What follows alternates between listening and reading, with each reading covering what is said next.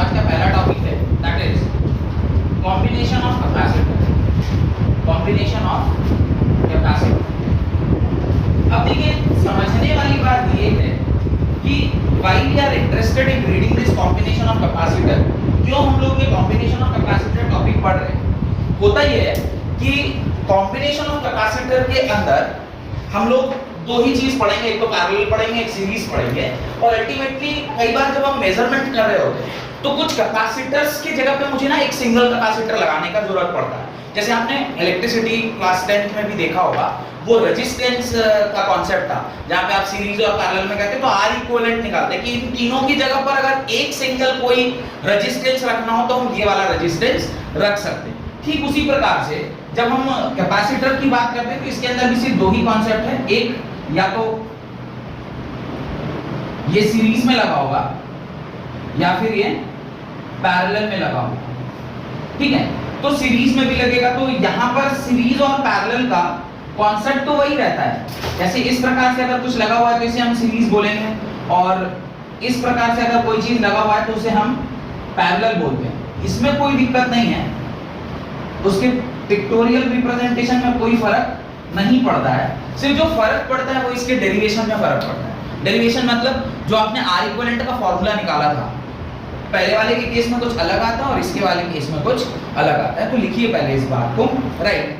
When there is a combination of capacitors in a circuit, when heading डाल लीजिएगा combination of capacitor, उसके अंदर लिखिए when there is a combination of capacitor in a circuit we replace the capacitor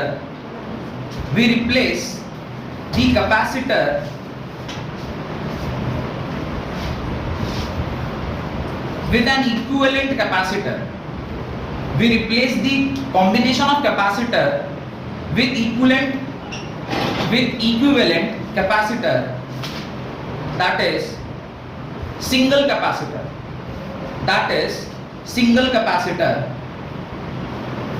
that has the same capacitance as the actual capacitance of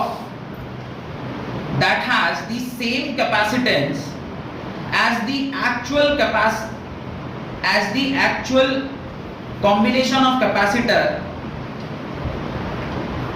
same capacitance as the actual combination of capacitors, these combinations are of two types. पहला series combination, दूसरा parallel combination. दो ही तरह के combination होते हैं, एक series combination और दूसरा पैरेलल कॉम्बिनेशन। ठीक है, एक सीरीज कॉम्बिनेशन और दूसरा पैरेलल कॉम्बिनेशन। तो एक एक करके हम लोग इन दोनों को समझेंगे। सब हेडिंग डालिए कैपेसिटर्स इन सीरीज। पहला हेडिंग डालिए कैपेसिटर्स इन सीरीज।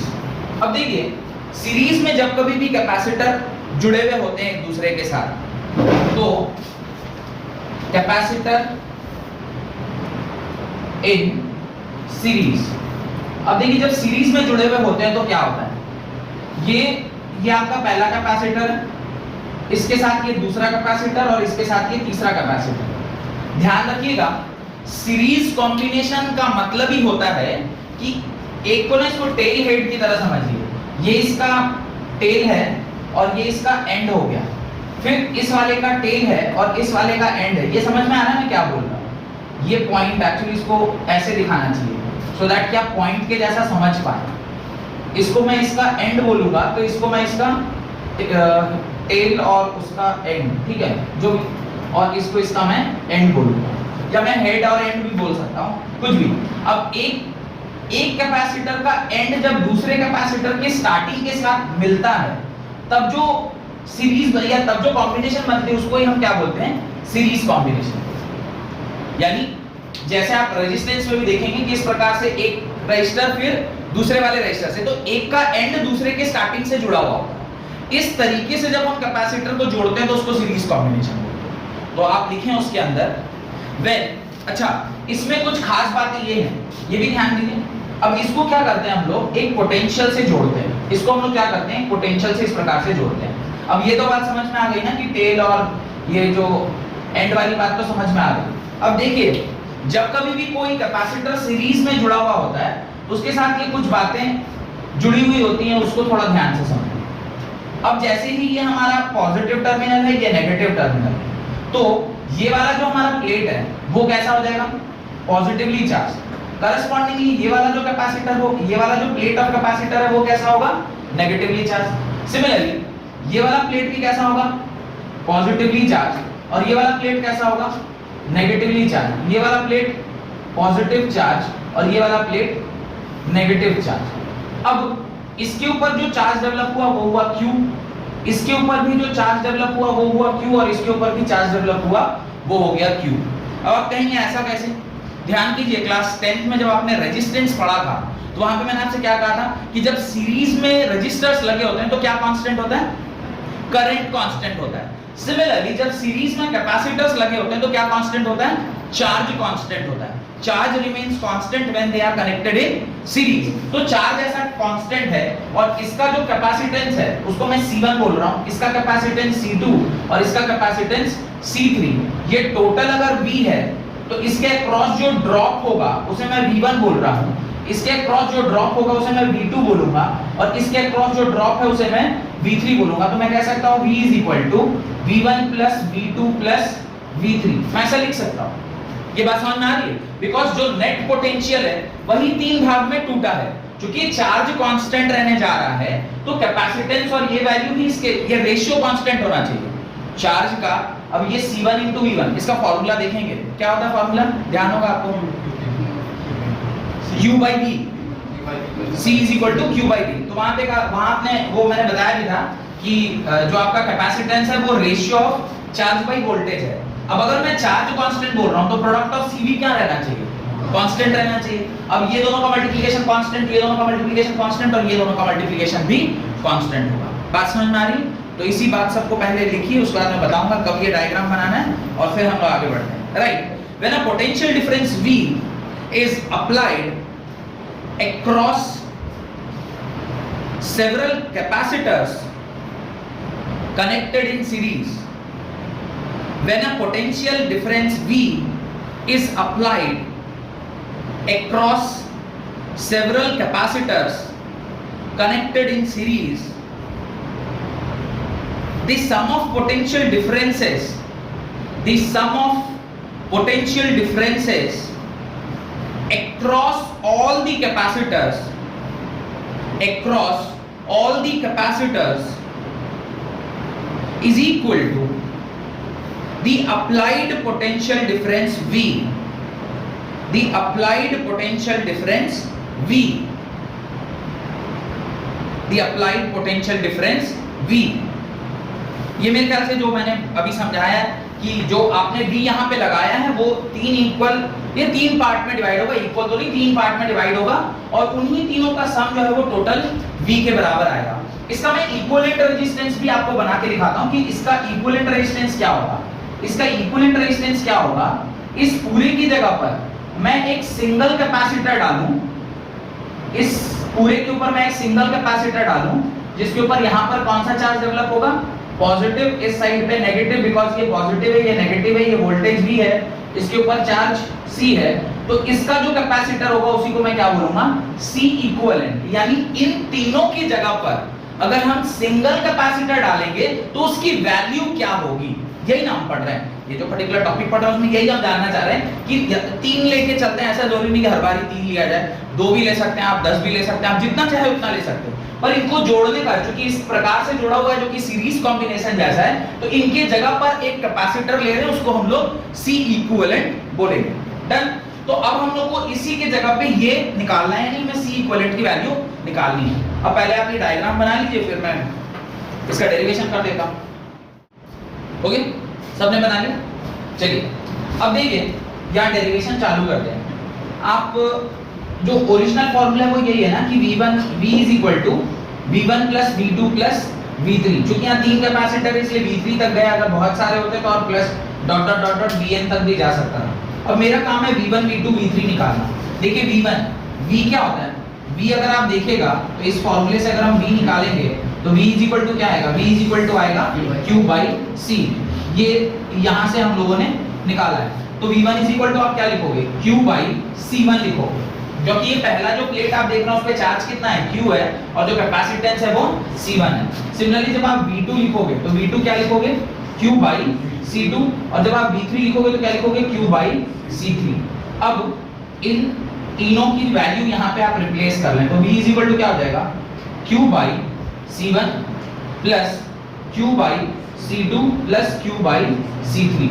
अब ये V को यहाँ से अगर आप लिखना चाहेंगे तो आप V इज इक्वल टू क्या लिखेंगे? Q बाई C इक्विवेलेंट लिखेंगे, नहीं लिखेंगे?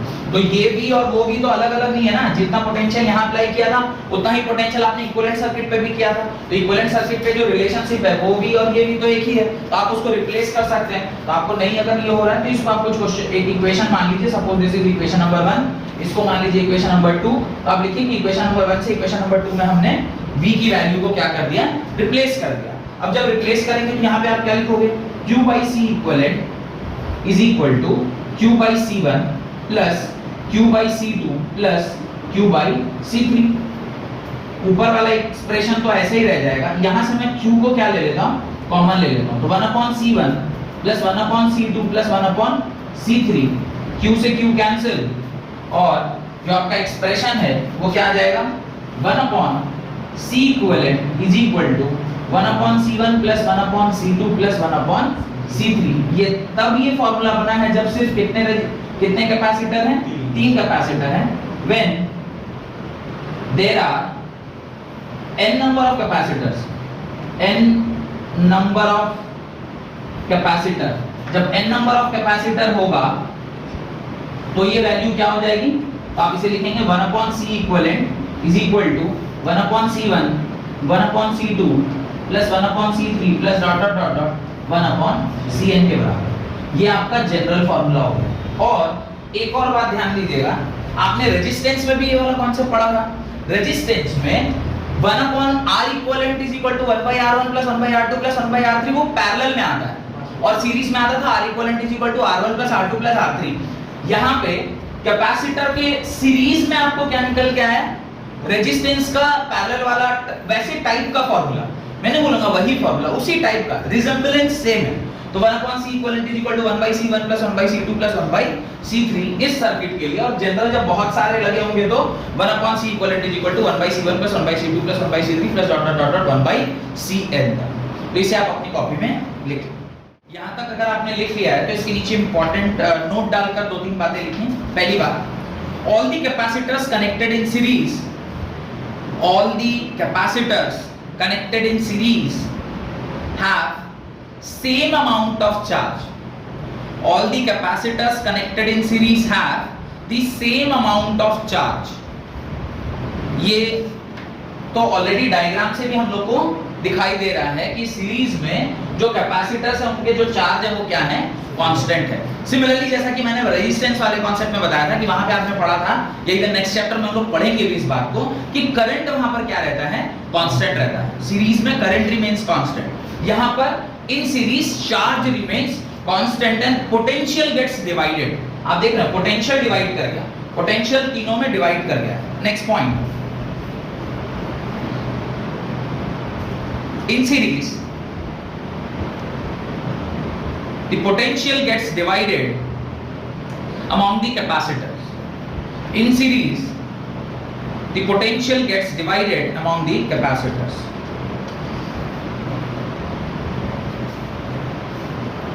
Third point, potential difference between the plates, potential difference between the plates are inversely proportional to their capacitance.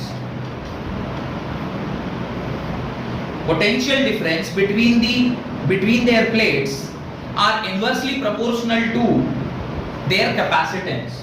आप देख सकते हैं अगर Q कांस्टेंट होगा तो V inversely proportional to C होगा ही होगा। यानी वोल्टेज और कैपेसिटेंस में एक रिलेशनशिप है।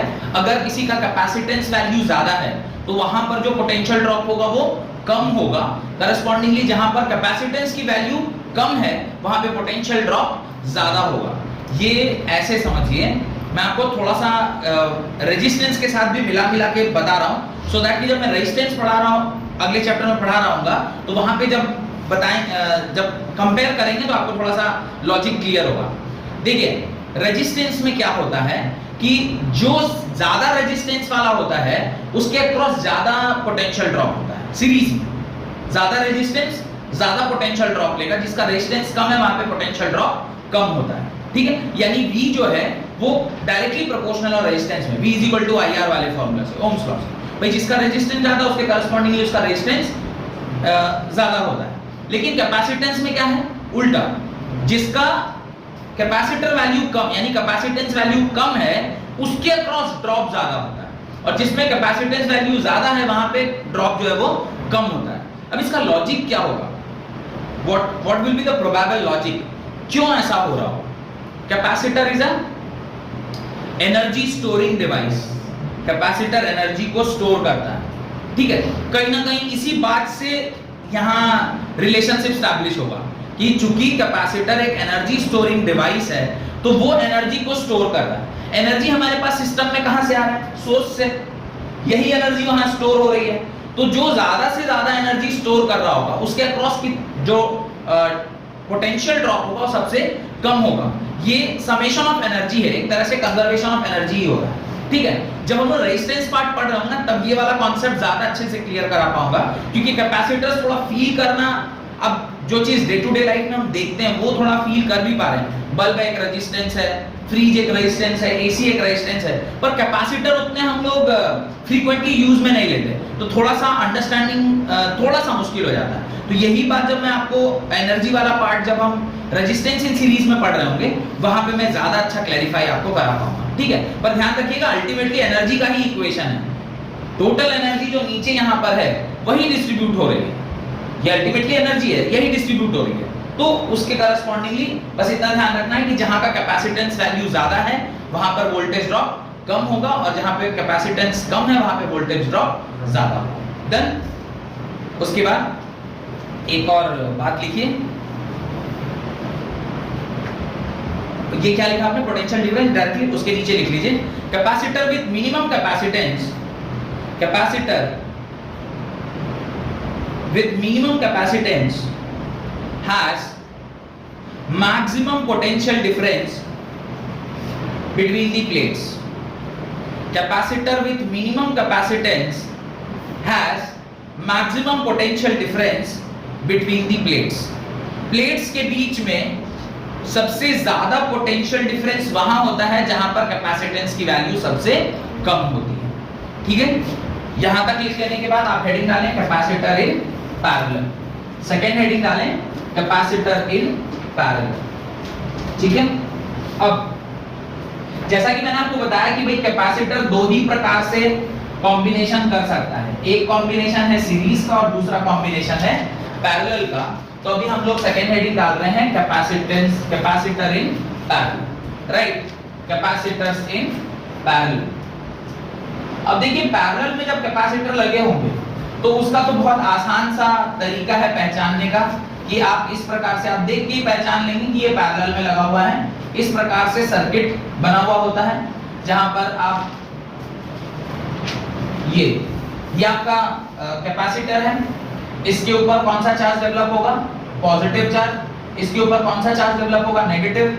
सिमिलरली यहां पर कौन सा चार्ज डेवलप होगा, पॉजिटिव, यहां पर नेगेटिव, इस पर पॉजिटिव और इस पर नेगेटिव। और यहां से जब हम इसे किसी पोटेंशियल से कनेक्ट करेंगे जिसकी वैल्यू V होगी तो in parallel voltage remains constant. ये तो आप जानते हैं कि भाई पैरेलल में वोल्टेज क्या रहता है, कांस्टेंट रहता है। तो इसकी वैल्यू कुछ Q1 होगी, इसकी वैल्यू कुछ Q2 होगी और इसकी वैल्यू कुछ Q3 होगी। Q1 Q2 Q3 net charge जो बैटरी ने दिया होगा Q वो इसी तीनों के बराबर होना चाहिए, और इसके करस्पॉन्डिंगली जो कैपेसिटर होगा उसे मैं C1 C2 और C3 बोलूंगा। सीरीज में भी हमने देखा था कि जो, अच्छा ये याद रखिएगा चार्ज सिस्टम, ये आपको ध्यान होगा जब मैंने आपको स्टार्टिंग में कैपेसिटर पढ़ाया था जो पहले के लेक्चर्स में आप अगर देखे होंगे तो वहां पे मैंने आपसे बताया था कि ये जो चार्ज है ये हमेशा बैटरी से ही उसको मिलता है, क्योंकि बैटरी ही क्या प्रोवाइड करती है, इलेक्ट्रिक फील्ड, ध्यान कीजिए एकदम पहला लेक्चर कैपेसिटर का, वो इलेक्ट्रिक फील्ड था ई एक्सटर्नल। जैसे ही ई एक्सटर्नल लगा तो एक साइड पॉजिटिव हो गया, एक साइड नेगेटिव, क्योंकि बैटरी से ही जब जोड़ा था तभी उसमें पोलराइजेशन आया था, बिना बैटरी के पोलराइजेशन नहीं। बैटरी जोड़ा तो पोलराइज हुआ, पोलराइज हुआ तो एक प्लेट पॉजिटिव एक प्लेट नेगेटिव, और फिर डाइलेक्ट्रिक का कॉन्सेप्ट आया था तो अंदर भी एक रिवर्स डायरेक्शन में ई इन आया था, ध्यान है ना। फिर E is equal to E external minus E in का कॉन्सेप्ट था, बाहर की ओर जो इलेक्ट्रिक फील्ड था उसको ई बोला था, ई एक्सटर्नल, और अंदर जो डाइलेक्ट्रिक में जो फील्ड आया था उसको ई इन बोला था। तो जो कैपिटल ई यानी नेट इलेक्ट्रिक फील्ड आया था ई एक्सटर्नल माइनस ई इंटरनल। पोलराइजेशन तभी होगा जब आप उसको एक्सटर्नल बैटरी से जोड़ रहे हैं। अब एक्सटर्नल बैटरी जिससे आप उसको जोड़ रहे हैं, ये बैटरी ही ना चार्ज प्रोवाइड कर रही है। तो सीरीज के केस में क्या है, सिंगल बैटरी है, तो एक ही चार्ज जो जा रहा है वो पहले कैपेसिटर को भी मिला, फिर दूसरे कैपेसिटर को भी मिला, फिर तीसरे कैपेसिटर को भी मिला, तो इसीलिए वहां पे चार्ज कांस्टेंट होता है। यहाँ पे चूंकि यहाँ तक Q चार्ज आया, पर इसके बाद इसको 3 रास्ते मिले तो चार्ज डिस्ट्रीब्यूट हो गया, तो ये Q1 Q2 और Q3 के फॉर्म में चार्ज डिस्ट्रीब्यूशन हो गया। तो इसका जब हम लोग डेरिवेशन कर रहे होंगे तो आप क्या फॉर्मूला लगाएंगे, आप फॉर्मूला लगाएंगे net charge Q is equal to Q1 plus Q2 plus Q3। यहाँ पर क्या कांस्टेंट रहता है, यहाँ पे पैरेलल में in parallel voltage remains constant. ये सब कुछ बातें हैं जो आपको ध्यान रखनी होगी। तो फिलहाल पहले आप लिखना स्टार्ट करिए, उसके बाद ये डायग्राम बनाएंगे और फिर इसका डेरिवेशन कर लेंगे। Right, when a potential difference V is applied across several capacitors connecting in parallel, when a potential difference V is applied across several capacitors connected in parallel, then the potential difference V exists across each capacitor. Then the potential difference V exists across each capacitor. मतलब V जो है वो सब जगह constant रहता है। अभी जो मैंने लाइन लिखा है इसका यही मतलब है कि जो V आपने लगाया है एज अ सोर्स, ये सारे कैपेसिटर में क्या रहता है, कांस्टेंट रहता है। आगे लिखें, the total charge Q stored on the capacitor, the total charge Q stored on the capacitor is the sum of charges stored on all the capacitors. The total charge Q stored on the capacitor is the sum of the charges stored on all the capacitors. ये जो मैंने कहा है, ठीक है। और इसके बगल में आप लोग एक इक्विवेलेंट सर्किट भी बना लीजिए। तो ये सर्किट बनाइए पहले, फिर उसके नीचे ये लिखिएगा, ये इसके बगल में एक इक्विवेलेंट सर्किट भी बनाइए। इक्विवेलेंट सर्किट कैसा होगा, इन सब की जगह पर सिर्फ मैं एक सिंगल कैपेसिटर डालूंगा, जिस कैपेसिटर को V से कनेक्ट करेंगे उसमें टोटल चार्ज Q डेवलप हो रहा होगा, और वो जो Q है और ये C इक्विवेलेंट आ जाएगा। तो इस प्रकार से जो हम लोग सर्किट बना रहे हैं, यहाँ पे वो C इक्विवेलेंट, यही C इक्विवेलेंट हमें क्या करना है, पता करना है, यही C इक्विवेलेंट हमें पता करना है। तो इस प्रकार से पहले आप ये दोनों सर्किट बना लें, ये वाला सर्किट, ये वाला सर्किट, यहाँ पे लिख दीजिएगा this is equivalent circuit of this particular circuit, है ना, ये इसका इक्विवेलेंट सर्किट है। और फिर उसके नीचे हम लोग इसका डेरिवेशन करते हैं, बहुत ही सरल सा डेरिवेशन होगा। टोटल चार्ज रिमेन कंजर्व्ड, बस चार्ज को कंजर्व करना है। चार्ज कंजर्व होगा, Q is equal to Q1 plus Q2 plus Q3 से हम लोग उसके चार्ज को कंजर्व कर दें, ठीक है। यहां तक मेरे ख्याल से कोई डाउट नहीं होना चाहिए। अब आगे देखिए, आगे चेक करते हैं। ये Q is equal to Q1 plus Q2 plus Q3 के बराबर है। अच्छा, अब मैं इंडिविजुअली Q1 Q2 Q3 निकालता हूँ। Q1 की क्या वैल्यू होगी, तो पहले मैं फॉर्मूला देखता हूँ। C इज इक्वल टू क्या होता है, Q बाई V, यही फॉर्मूला है, because capacitance is the ratio. अगर यहाँ से मेरे को Q निकालना होगा तो मैं क्या लिखूंगा, CV के बराबर, तो Q is equal to CV हो जाएगा। पर यहाँ पे Q1 अगर मुझे लिखना है मैं लिखूंगा C1 into V, because potential तो सारे में क्या रहने वाला है, सेम रहने वाला है। तो हम लोग Q1 को क्या लिखेंगे, C1 into V, Q2 को क्या लिखेंगे, C2 into V, और Q3 को क्या लिखेंगे, C3 into V। यही लिखेंगे क्योंकि पोटेंशियल क्या रहने वाला है, कांस्टेंट रहने वाला है। अब आप देखिए ये Q1 Q2 Q3 की वैल्यू अगर मैं यहां पुट करता हूं तो C इज इक्वल टू यहां से Q3 is equal to C3 into V। यहां से देखिए इधर डेरिवेशन कर रहा हूं। अब ये Q1 Q2 Q3 सारी की वैल्यू मैं वहां पुट कर रहा हूं। यहां पे क्या लिखूंगा, C1 into V प्लस यहां क्या लिखूंगा, C2 into V प्लस यहां क्या लिखूंगा, C3 into V। और Q के जगह पे यहां से मैं V कॉमन ले लूं, क्या लिखूंगा, C1 plus C2 plus C3। अब ये वाला Q भी हम यहां से लिख सकते हैं। ये वाला Q क्या होगा, ये Q को आप क्या लिखोगे, ये Q को आप लिखोगे C इक्विवेलेंट इनटू V लिखोगे, नहीं लिखोगे। तो यहाँ पे मैं इसको आप इक्वेशन नंबर कुछ मान लेना, इसको आप इक्वेशन नंबर 1 मान लो, दिस इज इक्वेशन नंबर 1, इस आप इक्वेशन नंबर 2 मान लो। कहना कि इक्वेशन नंबर 1 से इक्वेशन नंबर 2 में हमने Q की वैल्यू को रिप्लेस कर दिया। तो आप यहाँ लिखोगे C equivalent into V is equal to V times C1 plus C2 plus C3। V से V क्या हो गया, कैंसिल हो गया, और C equivalent is equal to क्या आ जाएगा, C1 plus C2 plus C3। ये कब आएगा, जब कितने कैपेसिटर्स होंगे, सिर्फ 3 कैपेसिटर होंगे। और यही जब n नंबर ऑफ कैपेसिटर्स के लिए यानी जनरल फार्मूला जब लिखेंगे, इसके लिए जब हम लोग जनरल फार्मूला लिखेंगे तो जनरल फार्मूला क्या होगा, C equivalent is equal to C1 plus C2 plus C3 plus dot dot dot dot Cn। ये आपका क्या हो गया, जनरल फार्मूला हो। डन, काफी आसान, कोई दिक्कत। हाँ, ये चीज मार्क करने वाली है कि यहाँ का जो पैरेलल है उसका जो फॉर्मूला आया है वो रेजिस्टर्स के सीरीज में जैसा फॉर्मूला आता है वैसा है। ये ध्यान रखना, एग्जैक्टली उल्टा होता है। रेजिस्टेंस में R equivalent is equal to होता है R1 plus R2 plus R3। यहाँ पे C इक्विवेलेंट पैरेलल में होता है C equivalent is equal to C1 plus C2 plus C3। वहां के पैरेलल में आता है 1 upon R equivalent is equal to 1 by R1 plus 1 by R2 plus 1 by R3 resistance में। यहाँ के सीरीज में आएगा 1 upon C equivalent is equal to 1 by C1 plus 1 by C2 plus 1 by C3। तो याद रखना थोड़ा सा आसान हो जाता है। R1 R2 R3 तो आपको ध्यान है, एग्जैक्टली उसका उल्टा करना है। पर एग्जाम में ना कंफ्यूज मत हो जाइएगा, एग्जाम में जनरली हड़बड़ा के हम लोग गड़बड़ कर देते हैं। तो ध्यान रखना है जब कैपेसिटर और रेजिस्टेंस का, क्योंकि ना आगे चल के हमें इन दोनों का कॉम्बिनेशन भी पढ़ना है। कैपेसिटर भी लगा होगा और रेजिस्टेंस भी लगा होगा, फिर वहां पे जाके गड़बड़ मत कर दीजिएगा, क्योंकि एक चैप्टर आएगा जिसको हम लोग अल्टरनेटिंग करंट बोलते हैं। एसी में तो सब कुछ दुनिया का सारा कुछ ही एसी से चल रहा है। अब एसी से अगर कुछ चल रहा है तो उसके अंदर कैपेसिटर भी है और उसके अंदर रेजिस्टेंस भी है, तो वहां पे वो चीजें पैरेलल सीरीज में लगी है, तो वहां पे कैलकुलेट करना पड़ता है। अब उस टाइम पे अगर आप छोटी मोटी गलती कर देंगे फिर तो दिक्कत हो जाएगी, है ना। तो वो थोड़ा ध्यान रखिए, नोट डाल के। होप कि यहां तक सबने लिख लिया होगा। C equivalent is equal to C1 plus C2 plus C3 plus Cn, ये इसका जनरल फार्मूला। इसके नीचे नोट डालिए, कुछ इंपॉर्टेंट बातें लिखिए। Right, all the capacitors connected in parallel, all the capacitors connected in parallel have same potential difference between their plates, have same potential difference between their plates.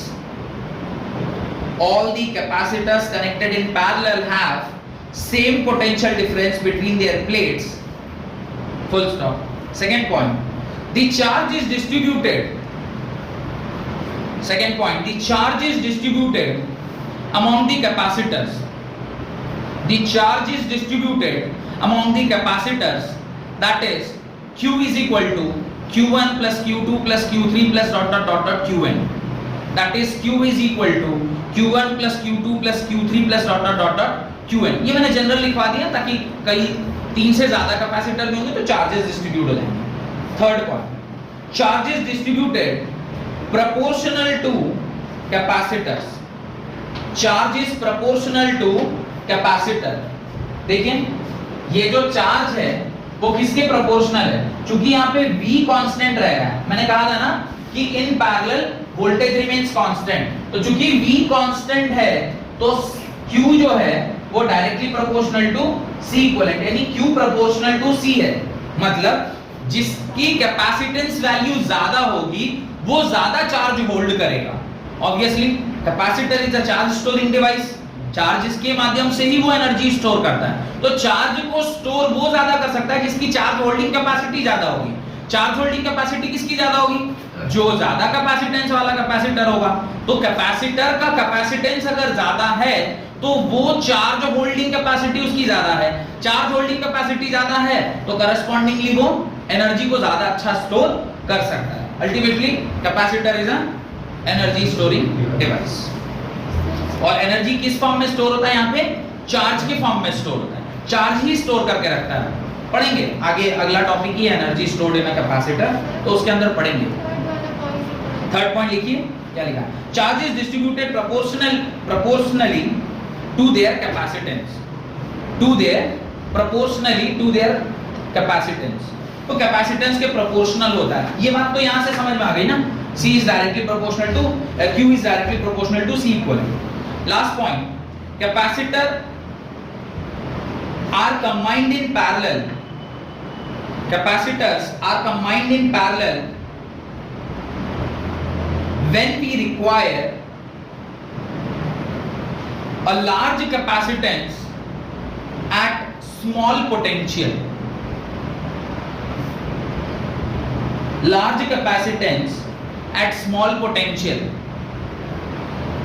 ये जो इसकी property है ना, ये सबसे इंपॉर्टेंट प्रॉपर्टी, इसको इंपॉर्टेंट मार्क करें। क्या कह रहा है? ध्यान से समझिएगा ये कहने की क्या कोशिश कर रहा है। ये बोल रहा है कि जब आप ज्यादा से ज्यादा एनर्जी स्टोर करना चाहते हैं कम से कम पोटेंशियल में, कम से कम पोटेंशियल लोग कहां लगाते हैं? पोटेंशियल कम कहां होता है? डीसी डिवाइसेस में, मोबाइल में 12 वोल्ट। डीसी डिवाइसेस में हमारा जो पोटेंशियल है वो काफी कम होता है। उस केस में कम पोटेंशियल पे जब आप ज्यादा से ज्यादा कैपेसिटर यानी एनर्जी ज्यादा स्टोर करना चाहते हैं, आप एक बार मोबाइल चार्ज किया और पूरा दिन भर, एक दिन 2 दिन, आजकल तो इतने बड़े बड़े वो क्या mAh, what is that, mAh और milliampere hour something like that. तो वो इतना ज्यादा भी आ गया है कि इवन मेरे मोबाइल में भी एक बार आप चार्ज कर लिए तो 3 दिन चलता है, मतलब एकदम नॉर्मल, आप नॉर्मल यूजेज भी करते चलिए तो एक बार 100% हो तो 3 दिन तक चल रहा है। पहले एक टाइम होता था एक ही दिन में 2 बार 100% करना पड़ता था, अभी एक बार चार्ज किया तो 3 दिन, आज कल परसों जाके थोड़ा लगेगा कि अब चार्ज में लगा देना चाहिए, उसके ऊपर दया आ जाएगी चार्ज लग क्यों नहीं रहा इसको, तो उसे थोड़ा चार्ज लगा दे, चार्जिंग में लगा दे। तो अभी क्या कर रहे हैं, यहाँ पे 12 वोल्ट पे आपका काम हो रहा है या 5 वोल्ट पे आपका काम हो रहा है, पोटेंशियल इज स्मॉल, पोटेंशियल बहुत छोटा है और वहां पे आपको एनर्जी ज्यादा स्टोर करना है, तो आपको कैपेसिटर्स को कैसे लगाने चाहिए? पैरेलल में। क्यों? क्योंकि यहाँ पे क्या होगा, कैपेसिटेंस की वैल्यू जुड़ती चली जाएगी, कैपेसिटेंस की वैल्यू जुड़ेगी तो C इक्विवेलेंट बड़ा होगा, C इक्विवेलेंट बड़ा होगा तो चार्ज बड़ा होगा, और चार्ज बड़ा होगा तो उसके अंदर जो स्टोर्ड एनर्जी है वो बहुत बड़ा हो जाएगा। अब पढ़ेंगे हाफ CV², ऐसा कुछ करके फॉर्मूला आता है, हाफ CV² या हाफ Q²/C, Q का स्क्वायर हो जाता है चार्ज का स्क्वायर, तो एनर्जी का फॉर्मूला होता है हाफ Q²/C, Q² यानी चार्ज का स्क्वायर के प्रोपोर्शनल होता है आपका एनर्जी, तो जितना ज्यादा चार्ज स्टोर होगा उसके स्क्वायर के फॉर्म में आपका एनर्जी उसके अंदर स्टोर होगा। बात समझ आ रही? चलिए, तो यहां तक हो गया। अब इसके बाद आप ना एक सवाल लिखिए, क्वेश्चन लिखिए। अब पहला सवाल लिखें, पहला सवाल लिखें, 3 capacitors each of capacitance 9 picofarad, 3 capacitors each of capacitance 9 picofarad are connected in series, Question number 1, what is the total capacitance of the combination? Question number 1, what is the total capacitance of the combination? And second part of the question, what is the potential difference across each capacitor? What is the potential difference across each capacitor if the combination is connected to a 120 volt supply? What is the potential difference across each capacitor if the combination is connected to a 120 volt supply? A 120 volt supply. कोशिश कीजिए solve करने का, हो जाए तो बढ़िया, नहीं है तो फिर मैं हुई। पिकोफैराड का मतलब ध्यान रखिएगा, पिको इज 10⁻⁻12। मैंने सब मल्टीपल्स लिखवाया था ना, mu is 10 raised power minus 6, angstrom is 10 raised power minus 10, nano is 10 raised power minus 9, pico is 10 raised power minus 12, femto is 10 raised power minus 15। ये कुछ ध्यान रखने वाली चीजें। सीरीज में आपने कॉम्बिनेशन किया है तीनों को, है ना? सॉल्व कीजिए, सॉल्व करके देखिए क्या आ रहा है।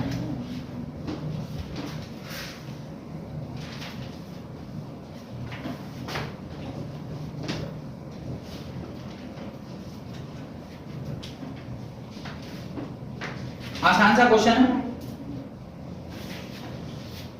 उसने कहा है कि 3 कैपेसिटर्स पिकोफैराड 9 पिकोफैराड के आपने किस में कंबाइन किए? सीरीज में कंबाइन किए। तो सबसे पहले ना इस तरह से आप डायग्राम जरूर बना लीजिए कि अगर सीरीज में कंबाइन होगा तो क्या होगा। अच्छा, इस पे भी चार्ज Q आएगा, इस पे भी चार्ज Q आएगा और इस पे भी चार्ज Q आएगा। और इसको उसने बोला है कि 120 वोल्ट सप्लाई से उसने जोड़ रखा है। ये कितने से जुड़ा हुआ है? 120 वोल्ट। सीरीज में हमें पता है ना, सीरीज में ये जो टोटल पोटेंशियल होता है V, वो किसके बराबर होता है? V1 plus V2 plus V3 के बराबर होता है। ये तो ऑलरेडी आप जानते हैं। अब इसके ऊपर जो कैपेसिटर्स है, मैंने इसका जो वैल्यू, इसे मैं C1, इसको C2, इसको मैं C3 बोलूंगा। ठीक है, यहां तक तो मेरे ख्याल से कोई डाउट नहीं होना चाहिए। अब आपको कैपेसिटेंस की तीनों वैल्यू दी गई है, तो जब सीरीज में ये जुड़ा हुआ होता है तो उसका फॉर्मूला क्या होता है? 1/C equivalent is equal to 1/C1 plus 1/C2 plus 1/C3।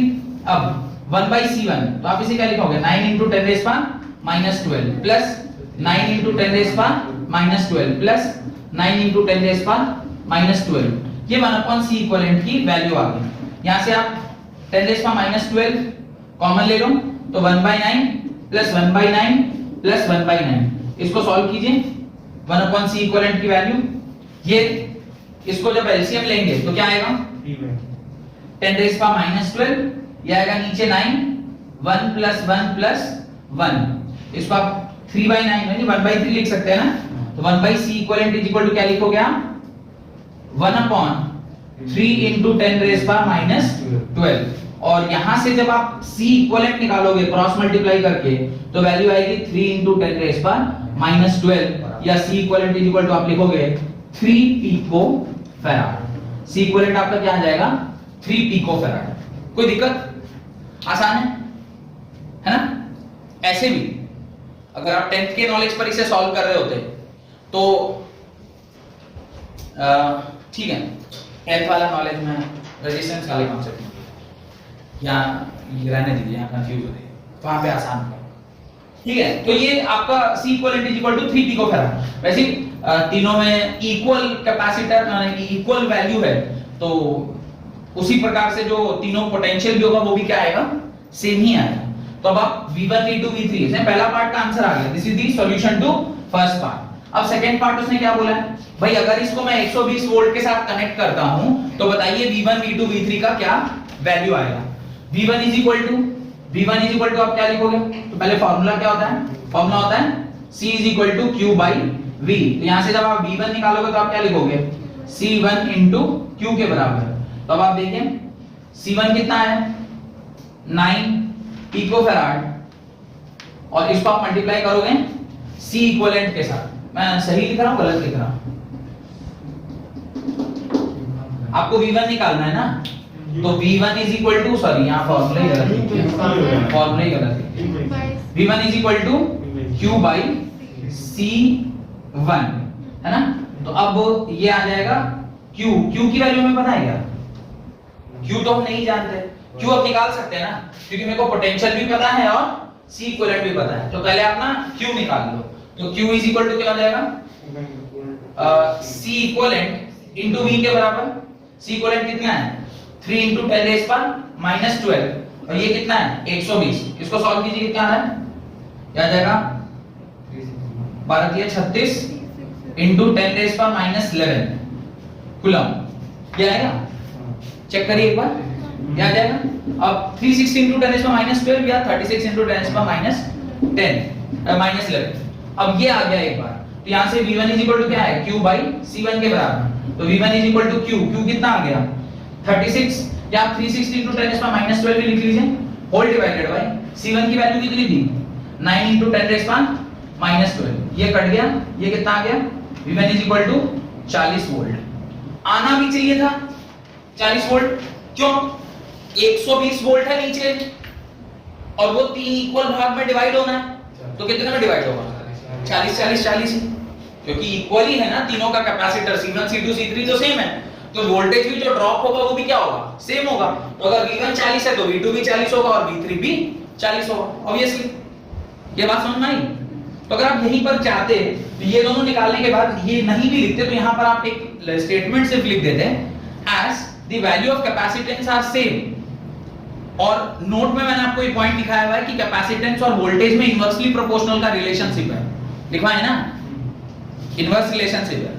तो भाई वो अगर कैपेसिटेंस और इसके कैपेसिटेंस 1/3 से घट गया ना, देखिए ये C इक्विवेलेंट कितना आया 3 पिकोफैराड था, कितना 9 पिकोफैराड, तो ये 1/3 हो गया, तो ये भी क्या हो जाएगा डिवाइड कर जाएगा इक्वली तीन भाग में डिवाइड करेगा, तो ये 30 120 को तीन भाग में डिवाइड करेंगे 40 40 और 40 के बराबर है, ठीक है। और मैं V1 निकाल दिया तो V2 V3 और निकालने की आवश्यकता नहीं, आप लिख दीजिए as the value of capacitance are same, therefore V1 is equal to V2 is equal to V3, as the value of capacitance is same, therefore voltage drop V1 is equal to V2 is equal to V3 is equal to 40 volt, therefore voltage drop V1 is equal to V2 is equal to V3 is equal to 40 volt।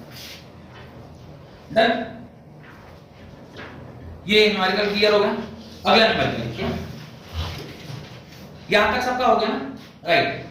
It is required to construct a 10 mu f capacitor which can be connected to a battery of 200 volt, which can be connected to a battery of 200 volt,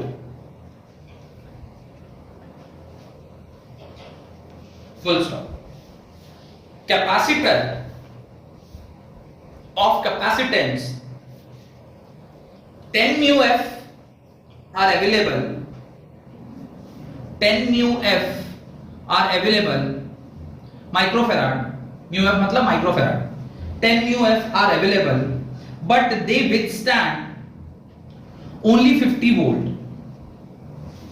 they withstand only 50 volt, design a combination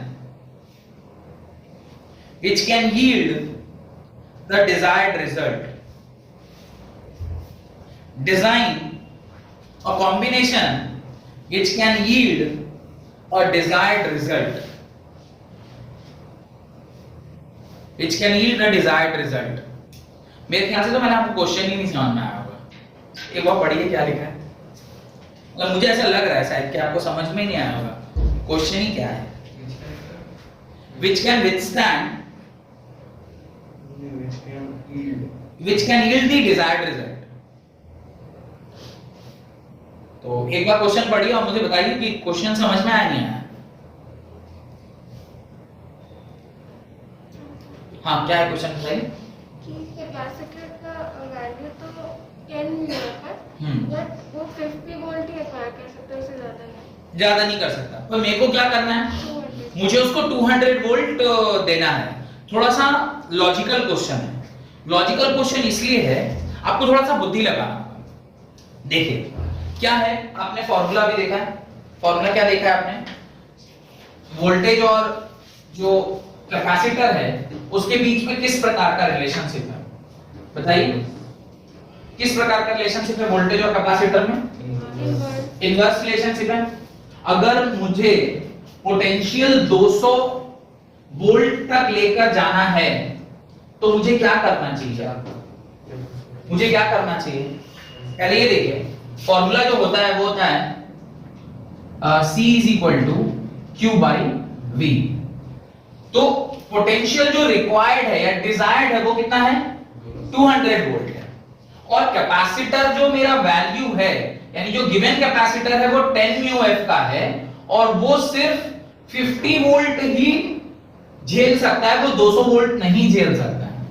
आपको बुद्धि लगाना है कि इनके साथ ऐसा क्या कर दिया जाए कि ये 200 वोल्ट तक का वोल्टेज को झेल सके। यानी मुझे अगर वोल्टेज को बढ़ाना है तो कैपेसिटेंस को कम करना पड़ेगा। पहला लॉजिक तो ये समझ में आना चाहिए कि चूंकि मुझे वोल्टेज जो विथस्टैंड कराना है, यानी जो वोल्टेज उस कैपेसिटर को झेलना है उसको हम 4 गुना बड़ा कर रहे हैं, तो मुझे कैपेसिटेंस को छोटा करना होगा। कितना गुना छोटा करना होगा वो छोड़ दीजिए, पर छोटा करना होगा। कैपेसिटेंस छोटा होता है पैरेलल में जोड़ने से या सीरीज में जोड़ने से? सीरीज में जोड़ने से, क्योंकि सीरीज का फॉर्मूला क्या होता है? 1/C equivalent is equal to 1/C1 plus 1/C2 plus 1/C3 plus dot dot dot dot 1/Cn। इस केस में हम उसको क्या कर सकते हैं? रिड्यूस कर सकते हैं, क्योंकि पैरेलल में तो उसकी वैल्यू बढ़ जाती है, तो सीरीज में इसको हम लोग छोटा करते हैं। अब सीरीज में छोटा करना हो, मेरे पास अवेलेबल जो कैपेसिटर है वो कितने फैराड का है? 10 म्यू फैराड का है। अगर मेरे को वोल्टेज 4 गुना बढ़ाना है तो मुझे लगता है शायद कि जो इसका कैपेसिटेंस है उसको 4 गुना घटा देना चाहिए। यानी 4 कैपेसिटर को अगर आप सीरीज में जोड़ेंगे, 4 कैपेसिटर को अगर आप सीरीज में जोड़ेंगे तो इस प्रकार का कुछ सिस्टम बनेगा। अब अगर इस प्रकार का सिस्टम बना है और इसको हमें किसके अक्रॉस जोड़ना है? 200 वोल्ट के अक्रॉस। तो देखते हैं हम लोग जोड़ पाएंगे कि नहीं जोड़ पाएंगे। चेक करिए। 1/C इक्विवेलेंट अगर मुझे निकालना है, ये क्या होगा? 1/10 into 10⁻⁻⁶ प्लस ऐसे मैं 4 बार प्लस करके लिखूं या इंटू 4 कर दूं? बात देखिए ना, ये समझ में आ रहा है? तो ऐसे 4 बार इसी को लिखूं या इंटू 4 कर दूं, एक ही बात है। 4 टाइम्स ये लिखा हुआ है। इसको जब आप सॉल्व करेंगे तो 1/C इक्विवेलेंट कितना आएगा? 4/10 into 1/10⁻⁶। ये 2 बार में, ये 5 बार। तो C equivalent is equal to कितना आएगा? 5/2 into 10⁻⁶, यानी 2.5 into 10⁻⁶, यानी 2.5 म्यू फैराड। अब जो C इक्विवेलेंट आया उन कॉम्बिनेशन से, किसके कॉम्बिनेशन से? इन चारों के कॉम्बिनेशन से, वो आसानी से 200 वोल्ट को झेल सकता है। ऑब्वियसली, क्यों? क्योंकि ये 200 वोल्ट इसी चारों में डिवाइड होना है, ये 200 वोल्ट इसी चारों में डिवाइड होना है। V1 plus V2 plus V3 plus V4, चूंकि चारों सेम है, एक कितना भी स्टैंड करेगा? 50, 200/4 होगा ना। 50 plus 50 plus 50 plus 50 मिला के कितना हो गया? 200। तो हमने उन चारों को आपसे पूछा है ऐसे डिजाइन कीजिए कि वो जो कॉम्बिनेशन बनेगा वो 200 वोल्ट झेलने के लायक होना चाहिए। एक कितना झेल सकता था? 50 से ज्यादा नहीं झेल सकता था। ये 50 हो गया, फिर ये 50, ये 50, ये 50, चारों को जोड़ा तो 200। और ये चारों जब सीरीज में जुड़ेंगे तो C इक्विवेलेंट कितना आ गया? 4 गुना घट गया। तो अब जो ये कॉम्बिनेशन आया वो 200 वोल्ट का पोटेंशियल आसानी से झेलने के काबिल बन चुका है। तो हमें आंसर में क्या लिखना चाहिए? ये सब तो न्यूमेरिकल हो गया, पर आंसर में आप क्या लिखेंगे? When these capacitors are connected in series, when 4 capacitors are connected in series, it will withstand a value of 200 volt. और तब आप मैथमेटिकली उसको एक्सप्लेन कर दीजिए। मैं वापस जो सवाल पूछ रहा हूं उसको ध्यान से समझिएगा। सवाल में पूछ रहा हूं कि मेरा C इक्विवेलेंट 2.5 μF आया है। अब ये जो 2.5 μF अभी आ गया है, इस 2.5 μF को मेरे को 10 μF में कन्वर्ट करना है। How will the new circuit be designed in order to convert 2.5 μF into 10 μF? आप अगर कैपेसिटर्स को पैरेलल में जोड़ते हैं तो उसकी वैल्यू बढ़ जाती है। तो अब देखिए ध्यान से कि जो मेरा नेट फाइनल सर्किट बनेगा वो किस प्रकार का बनेगा, वो बहुत इंपॉर्टेंट है, क्योंकि अल्टीमेटली आपको 10 μF का वैल्यू अचीव करना है। जब मुझे 10 μF का वैल्यू अचीव करना है तो मैं कैसे जोड़ूंगा? देखिए, ये आपका 2.5, दिस इज पूरा 2.5, फिर दिस इज अगेन 2.5, फिर दिस इज अगेन 2.5, और फिर दिस इज अगेन 2.5। और इसको जब हम 200 वोल्ट बैटरी से जोड़ेंगे, इसको जब हम लोग 200 वोल्ट बैटरी से जोड़ेंगे, क्योंकि इस पूरे का वैल्यू कितना आया? ये चारों कैपेसिटर मिला के वैल्यू कितना आया? 2.5 μF। इन चारों को मिला के 2.5 μF, इन चारों को मिला के 2.5 μF, और इन चारों को मिला के 2.5 μF। अब जब मैं इसका इक्विवेलेंट लिखूंगा C इक्विवेलेंट, तो मैं क्या लिखूंगा? C1 plus C2 plus C3 plus C4, ये पूरा C1, ये पूरा C2, ये पूरा C3, ये पूरा C4, और C इक्विवेलेंट कितना आ गया 2.5 into 4 लिख देता हूं, 2.5 पिकोफैराड into 4, तो ये कितना आ जाएगा C equivalent is equal to 10 picofarad. बात समझ में आई? अल्टीमेटली मेरे को किस में कन्वर्ट करना था इसे 10 पिकोफैराड में। तो आप अगर ये टोटल क्वेश्चन का आंसर अगर आप देंगे तो आप क्या लिखेंगे कि पहले मुझे एक एक कैपेसिटर को कैसे जोड़ना चाहिए सीरीज में, सो दैट कि एक इस पूरे कॉम्बिनेशन ऑफ कैपेसिटर की वैल्यू कितनी आ जाए 2.5। अल्टीमेटली मेरे पास 2.5 कैपेसिटर जैसा तो कुछ है नहीं, तो मुझे टोटल कितना चाहिए 10 पिकोफैराड चाहिए। तो हम इसे क्या करेंगे 4 बार पैरेलल में लगाएंगे, यानी 16 capacitors will be used, 4 in series and 4 that set in parallels in order to get the desired value of 200 volt 10 mu f value। ठीक है, ये पूरा फाइनल आंसर होगा। इसको उसके नीचे बनाइए in order to complete your answer।